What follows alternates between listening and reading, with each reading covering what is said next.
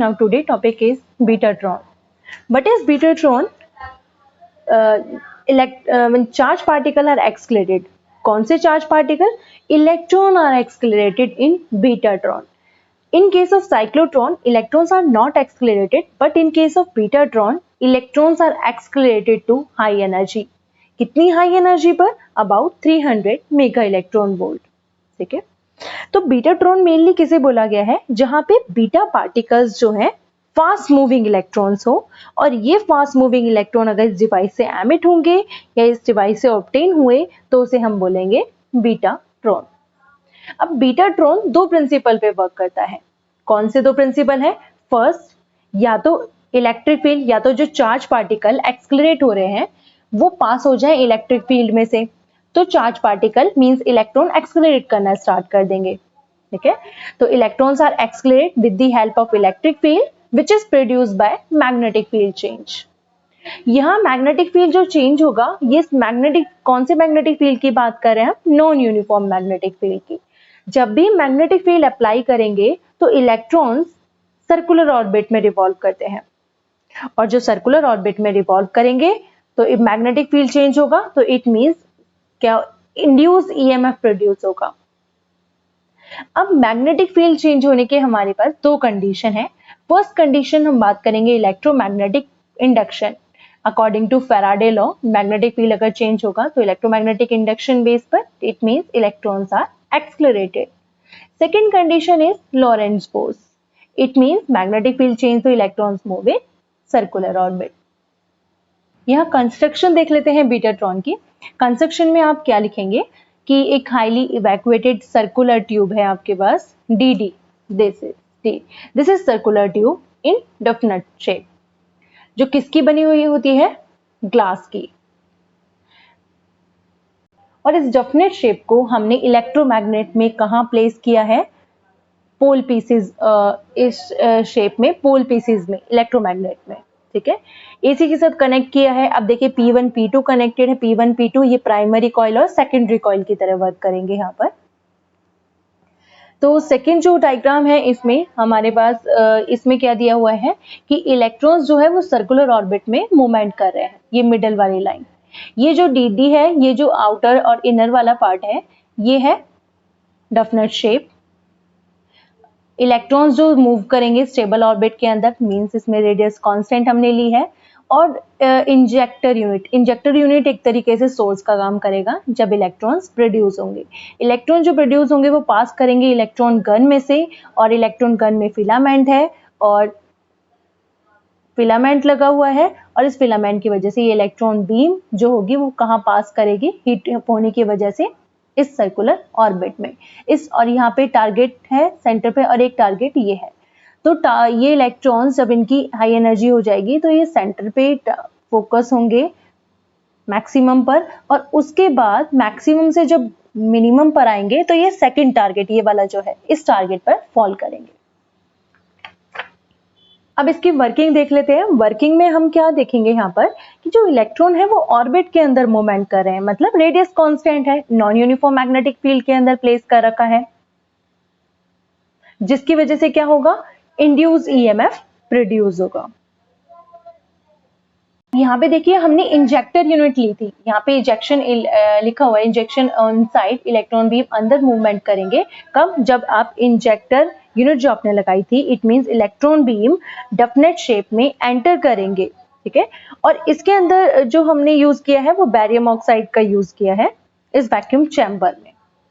तो यहाँ पे अगर हम इसका डायग्राम देखें तो हम क्या देख सकते हैं कि जो करंट और मैग्नेटिक फील्ड चेंज हो रहा है विद रिस्पेक्ट टू टाइम, वो क्वार्टर हाफ साइकिल में. इट मींस जब आप मैग्नेटिक फील्ड को चेंज करते हैं, जीरो टू मैक्सिमम तक लेकर जाते हैं क्वार्टर हाफ साइकिल में, तो मिनिमम पर अगर आप बात करें magnetic field minimum means zero के लिए, तो इलेक्ट्रॉन्स इंजेक्ट होना स्टार्ट होंगे.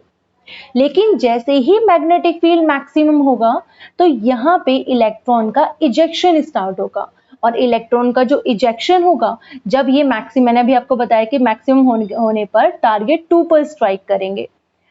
यहाँ पे जो टारगेट प्लेस किया गया था, तो इट मींस इजेक्शन होने पर ये इलेक्ट्रॉन्स वापस से टारगेट 2 पर स्ट्राइक करेंगे, तब आपको रेडिएशंस प्रोड्यूस होंगी.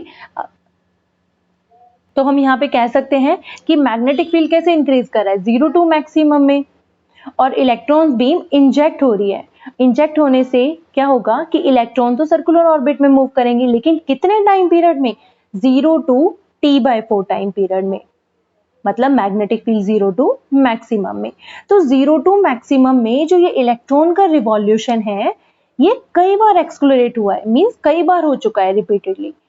तो electron are more accelerated 0 to T/4 में, 100 200, एक बार 100 टाइम्स, 200 टाइम्स, 300 टाइम्स, तो more time electrons are accelerated when magnetic field 0 to maximum.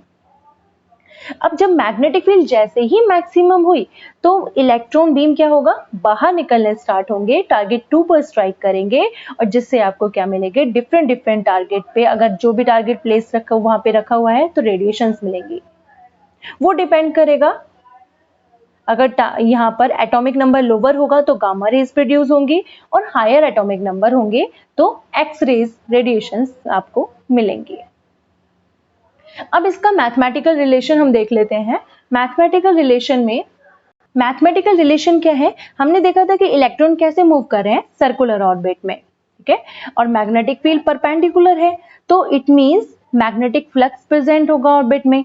आपने देखा था मैग्नेटिक फील्ड चेंज हो रहा है या तो इलेक्ट्रोमैग्नेटिक इंडक्शन की वजह से फर्स्ट, या फिर लॉरेंज फोर्स की वजह से। तो हम अगर फैराडे लॉ के बेस पर बात करें तो Faraday law of electromagnetic induction क्या होगा, E is equal to minus d phi by dt, means rate of increase of magnetic flux per revolution then induced EMF along the electron orbit।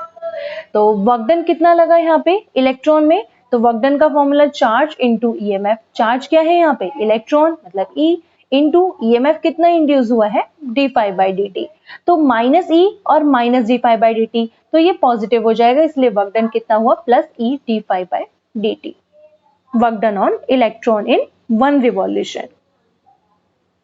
अब आपको निकाला है यहाँ पे वर्क डन कि electron जो रिवॉल्व कर रहे हैं सर्कुलर ऑर्बिट के अंदर उस पर कितना फोर्स लगा। तो वर्क डन जो उस पर होगा, तो फोर्स इनटू डिस्प्लेसमेंट। डिस्प्लेसमेंट का मतलब है कि जो इलेक्ट्रॉन्स रिवॉल्व कर रहे हैं सर्कमफेरेंस ऑफ ऑर्बिट, तो W is equal to force into 2 pi r। अब ये आपके पास एक वर्क डन वाली इक्वेशन ये हो गई, और एक इक्वेशन आपके पास इन 1 रिवॉल्यूशन में इक्वेशन नंबर 2। इन दोनों इक्वेशन को आप क्या करेंगे, कंपैरिजन करेंगे, कंपेयर करेंगे, तो equation F into 2 pi r is equal to E d phi by dt।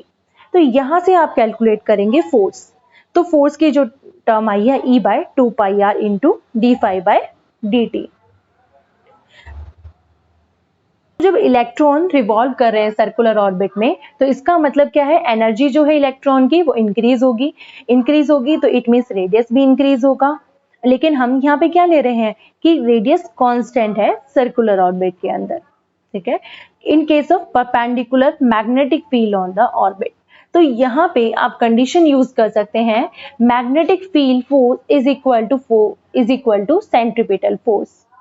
जैसा हमने साइक्लोट्रॉन कंडीशन में चेक किया था, सेम हम यहाँ पे चेक करेंगे कि मैग्नेटिक फील्ड फोर्स कितना अप्लाई हुआ है, किसके इक्वल होगा, सेंट्रीपिटल फोर्स के। तो मैग्नेटिक फील्ड किसके इक्वल है, B into E into V formula, and centripetal force का mv स्क्वायर अपॉन में r। mv से v cancel out, mv is equal to BER। तो यहाँ से mv की टर्म्स आ गई, क्वेश्चन नंबर 5। अब इलेक्ट्रॉन्स जो रिवॉल्व कर रहे हैं उसका अगर हम मोमेंटम देखें, क्योंकि यहाँ पे टर्म mv है, तो अगर आप मोमेंटम निकालेंगे तो p is equal to mv। तो mv की कितनी टर्म है, BER, तो मोमेंटम आपको मिल जाएगा इलेक्ट्रॉन का, that is equal to BER। अब मोमेंटम ऑफ इलेक्ट्रॉन आपने निकाल लिया है यहाँ पे। अब आप यहाँ पे अगर टेंजेंशियल फोर्स देखें इलेक्ट्रॉन पर, या फिर अकॉर्डिंग टू न्यूटन्स लॉ के अकॉर्डिंग यहाँ पे आप निकाल रहे हैं फोर्स, तो कितना होगा, F is equal to Newton second law, F is equal to dp by dt, rate of change of momentum with respect to time t, and d by dt momentum is BER। तो F is equal to ER into में dv by dt, that is equation number 6। अब देखिए यहाँ पे एक तो आपके पास न्यूटन्स लॉ के अकॉर्डिंग फोर्स निकल आया, और एक फोर्स अभी आपने निकाला था जो फोर्स इनटू डिस्प्लेसमेंट इलेक्ट्रॉन के रिवॉल्यूशन के बेस पर इक्वेशन नंबर 4। इक्वेशन 4 एंड 6 को जब आप कंपेयर करेंगे तो F into 2 pi R D phi by D T is equal to E R D B by D T. तो यहाँ पे आज आप मैग्नेटिक फ्लक्स निकाल सकते हैं। यहाँ मैग्नेटिक फ्लक्स जब आप निकाल देंगे, क्यों निकाल रहे हैं, क्योंकि फैराडे लॉ में क्या होता है, मान लो कि किसी भी सर्कुलर कॉइल का मैग्नेटिक फ्लक्स चेंज हो रहा है तो उसके अंदर इंड्यूस ईएमएफ जनरेट होगी, और इंड्यूस ईएमएफ जब जनरेट होती है तो चार्ज पार्टिकल जो होंगे हाई एनर्जी पर एक्सलेरेट करते हैं। ठीक है, अब यहाँ पे अल्टरनेटिंग मैग्नेटिक फील्ड आपने अप्लाई की थी तो आपको मैग्नेटिक फ्लक्स किसके टर्म्स में मिला, अल्टरनेटिंग मैग्नेटिक फील्ड की फॉर्म में। तो D phi by D T is equal to, solve करेंगे 2 pi R square D B by D T. उस इक्वेशन को आपको इंटीग्रेट करना है और इंटीग्रेट करके मैग्नेटिक फील्ड की वैल्यू निकालनी है। तो जब इंटीग्रेट करेंगे तो phi is equal to 2 pi R square into B term आ जाएगी। मैग्नेटिक फ्लक्स कितना चेंज हुआ, 2 pi R square into B. तो यहां से मैग्नेटिक फील्ड निकाल दो आप, phi upon 2 pi R square, that is equation number 7। अब यहां से अगर आप देखें कि एवरेज मैग्नेटिक फ्लक्स अगर डेंसिटी देखोगे एरिया ऑफ ऑर्बिट की किसके B bar is equal to phi upon pi R square होती है। दोनों इक्वेशन को अगर आप कंपेयर करें तो phi upon pi R square, तो इस टर्म को आप ये लिख सकते हैं इक्वेशन 7 को, B is equal to B bar by 2 means average flux density divided by 2। तो वो टर्म हमने यहाँ पे निकाल दी, B is equal to average magnetic flux density की फॉर्म में ये टर्म आ गई। इट मींस यहाँ पे जो इलेक्ट्रॉन्स हैं हाई एनर्जी पर इलेक्ट्रॉन्स एक्सलेरेट कर रहे हैं। लेकिन इलेक्ट्रोमैग्नेट में आपने अल्टरनेटिंग करंट यूज किया था, उस अल्टरनेटिंग करंट की वजह से जो इलेक्ट्रॉन का रिवॉल्यूशन होगा, जो हमने कर्व देखी थी, कर्व हमने क्या देखा था, साइनसोइडल कर्व, और हम यहाँ 0 टू मैक्सिमम की बात कर रहे थे। तो मैग्नेटिक फ्लक्स कितना चेंज होगा इन एसी में, phi is equal to phi naught sine omega T. Time period कहां से कहां तक चेंज हुआ था, टी से t/4 में, मींस 0 टू t/4 जब magnetic field minimum to maximum है। तो पहले t/4 जो है, t is equal to t/4, पहले हम यहाँ पे t की सॉल्व कर लेते हैं इन टर्म्स ऑफ फ्रीक्वेंसी। तो 2 पाई बाई ओमेगा तो इज इक्वल टू, ये टर्म आ जाएगी पाई बाय 2 ओमेगा के इक्वल। तो मैग्नेटिक फ्लक्स आपके पास ये आ गया साइनसोइडल टर्म्स में। तो आप यहाँ से इलेक्ट्रॉन्स की एनर्जी निकाल सकते हैं कि कितना फ्लक्स चेंज हुआ है। आपने देखा था work done is equal to, जो स्टार्टिंग में इक्वेशन थी, QV is equal to E D phi by D T. अब magnetic flux in term of sinusoidal wave, जब मैग्नेटिक फील्ड चेंज हो रहा है 0 टू मैक्सिमम में, तो E डी फाई की टर्म्स, फाई वाली टर्म्स जो phi naught sine omega T, E phi naught D by D T into sine omega T. तो ये यहां से ये टर्म आ गई आपके पास, E phi naught D by D T sine omega T. अब आप निकालेंगे एवरेज वैल्यू, मतलब time during the time of acceleration. तो एवरेज वैल्यू कितनी हो जाएगी यहाँ पर, E फाई नॉट, क्योंकि T is equal to t/4 था और फ्लक्स के लिए हम फाइंड कर रहे हैं, तो t/4 इंटू ये वाली टर्म, तो E phi naught divide by t/4 integration d by D T sine omega T into D T. कहां से कहां तक लिमिट होगी, 0 टू t/4 में, magnetic field minimum to maximum में। अब इस इक्वेशन में जो आपके पास एवरेज एनर्जी मिलेगी, ये एवरेज एनर्जी को आपको सॉल्व करना है। ये एवरेज एनर्जी जब आप सॉल्व करेंगे, इंटीग्रेशन से डिफरेंशिएशन कैंसिल, तो E phi naught 2 omega divided by pi, कैसे आई ये टर्म, t/4 को आपने अभी चेंज किया था पाई बाय 2 ओमेगा में। इस इक्वेशन नंबर 10 की इक्वेशन आपने यहाँ पुट कर दी। जब आप पुट करेंगे तो E phi naught 2 omega by pi sine omega t 0 to t/4, इस इक्वेशन को डिफरेंशिएशन से पार्ट कैंसिल, तो sine omega t 0 to t/4। अब डायरेक्टली वैल्यूज पुट कर दो, upper limit minus lower limit, तो एवरेज एनर्जी आ जाएगी आपके पास E phi naught 2 omega by pi, that is equation number 11। तो एवरेज वैल्यू निकल गई यहाँ पे। अब इलेक्ट्रॉन जो ट्रेवल करेंगे, मतलब कितना डिस्टेंस ट्रेवल किया, तो यहाँ पे आप निकालें टर्म्स को, तो आप यहाँ पे कैलकुलेट कर सकते हैं टोटल एनर्जी। तो मैं देखती हूँ कि इलेक्ट्रॉन्स की टोटल एनर्जी कितनी गेन होगी, तो हमें निकालना है number of revolution into mean energy या फिर एवरेज एनर्जी पर रिवॉल्यूशन। अब ये जो नंबर ऑफ रिवॉल्यूशन है इलेक्ट्रॉन का, नंबर ऑफ रिवॉल्यूशन आप कैसे निकाल सकते हैं, पहले आप डिस्टेंस कैलकुलेट कर लो, देखिए नंबर ऑफ रिवॉल्यूशन निकालने के लिए आप क्या करेंगे, पहले डिस्टेंस निकालेंगे, क्योंकि number of revolution is equal to distance upon में 2 pi are.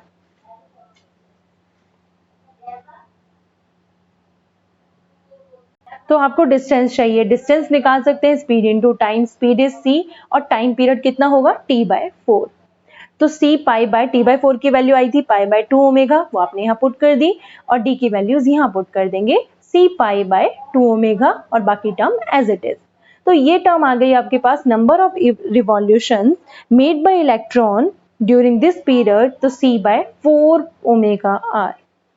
Number of revolution, अभी आपने टोटल एनर्जी कितनी गेन की इलेक्ट्रॉन ने, नंबर ऑफ रिवॉल्यूशन आपने निकाल लिया क्वेश्चन नंबर 12 से, वो आप यहाँ पे पुट करो इनटू में एवरेज एनर्जी आपने अभी सॉल्व की थी, क्या आई थी टर्म सी, average energy E phi naught 2 omega by pi, question number 11 से आपने जो फाइंड की थी। दोनों की मल्टीप्लाई करेंगे तो आपके पास टोटल एनर्जी आ जाएगी, that is equation number 13, E C phi naught by 2 pi are.